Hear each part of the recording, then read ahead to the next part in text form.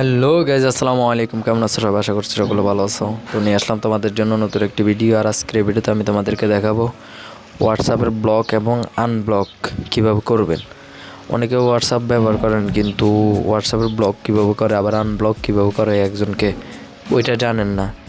তো আজকের এই ভিডিওতে আমি এটাই দেখাবো। তো কথা বাড়াবো না, তো চলো ভিডিওটি শুরু করা যাক।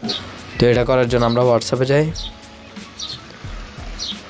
হোয়াটসঅ্যাপে যাওয়ার পরে যাকে আমরা ব্লক করব ওর প্রোফাইলে আমরা ক্লিক করি। ক্লিক করার পর উপরে 3 ডট মেনু দেখতেছেন, এখানে আমরা ক্লিক করি। ক্লিক করার পর নিচে দেখতেছেন মোর, এখানে আমরা ক্লিক করি। ক্লিক করার পর সবার উপরে দেখতেছেন ব্লক।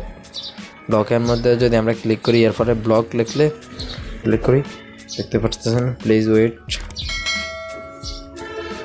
ওয়েট করতে বলতেছে। নেটওয়ার্ক তোমার যদি ভালো থাকে তাহলে হয়ে যাবে। তোমার ডাটা কিন্তু অন থাকতে হবে, ডাটা বাই ওয়াইফাইটা অন থাকতে হবে। নেটওয়ার্ক ভালো থাকলে হয়ে যাবে। দেখতে পারতেছেন ও ব্লক হয়ে গেছে। দেখতে পাচ্ছেন নিচে লেখা your blocked this contact of to unblock.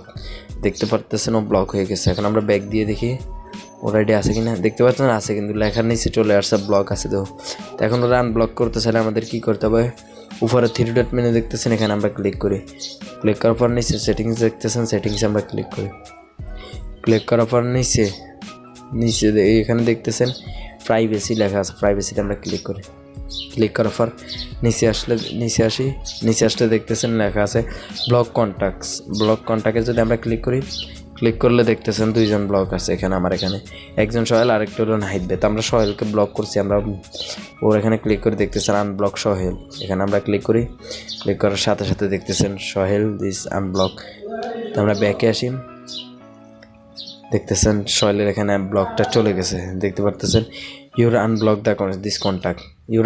This contact চলে আসছে। আজকে আশা করি বুঝতে পারছেন। অনেকে বলবো এটা ফালতু একটা ভিডিও। একজন মানুষের যদি আমার ভিডিও দেখে উপকৃত হয়, এতে আমি সার্থক। আজকের ভিডিও পর্যন্ত। যদি ভিডিওটি ভালো লেগে থাকে ভিডিওতে একটি লাইক দিবেন আর চ্যানেলটি সাবস্ক্রাইব করে আমার পাশে থাকবেন। আল্লাহ হাফেজ।